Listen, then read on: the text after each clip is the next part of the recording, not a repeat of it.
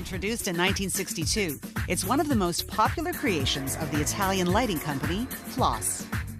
It's the masterpiece of Flos. It's the historic lamp and is an icon and is something very important.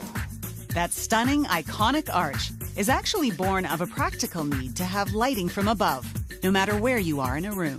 Of course, when you are on a table, the best way to have a light on a table is from the top. That's why almost every table in the world where you work, even the pool tables or dining table, they have a suspension diffusing you the light out.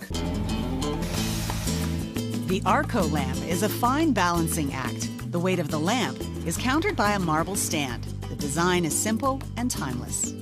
Very simple. It's a weight, a band arm, and a bulb with a reflector. So it's like a wheel. Who's the guy that invented the wheel? Good question, but he was pretty good, wasn't it? It was designed by the renowned Castiglione brothers, both architects who brought their unique sensibility to the world of lighting. They got their inspiration for the Arco lamp from the curved street lamps of the 1960s.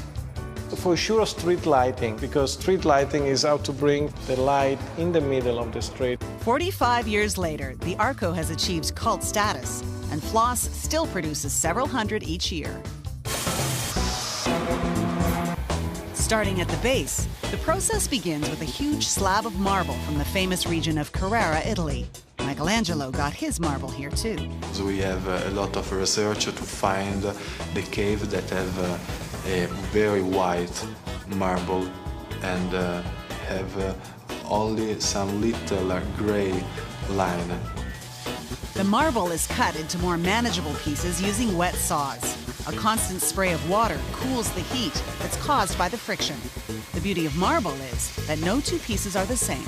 It's like a sculpture, each base, because one is different as the other one. The surfaces are polished with a diamond grit buffer. The groove where the arm will fit is then routed. A brilliant thing about the Arco is that even though it weighs over 65 kilograms, it's designed so that two people can move it using a simple broomstick. Here they drill the hole for that very purpose. Then, all the hard edges and corners are beveled by hand. The curved arm that holds the lampshade, or reflector, is called the canalina. Canalina is a piece of stainless steel that is in the beginning fold and after that bent. The three interlocking pieces of the canalina provide a kind of telescopic action that allows you to adjust the dispersion of the light. The aluminum reflector gets stamped into shape on a punch press. The reflector is stamping in 2 times. The first one stamp from the top to the middle. The second one pinches the bottom edges inward. Because if you close in the beginning, you cannot take out the model, and so it's not a good solution. A hole is stamped in the top of each reflector, and then it goes through several washes to remove grease from the punch press operation. This robotic polishing team works in tandem. One robot does the first stage, the other a finer polish. Back in the 1960s, all this polishing was done by hand. The process improved because of the technology permit us to polish the aluminum reflector in a better way. There is a very big robot that clean it in a fantastic way and polish it in a perfect way.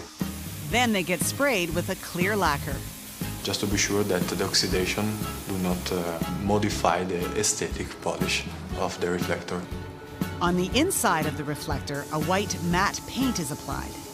You paint it in white inside to have a wonderful distribution of light on your table. Then it's into an oven to bake at 90 degrees Celsius for 1 hour.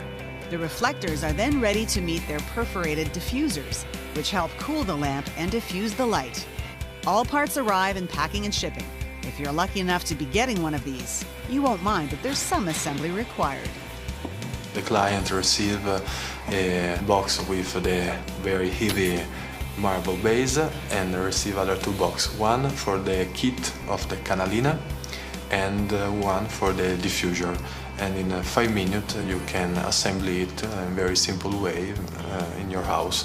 Timeless and elegant, the Arco remains an enduring symbol that architects and designers still love today.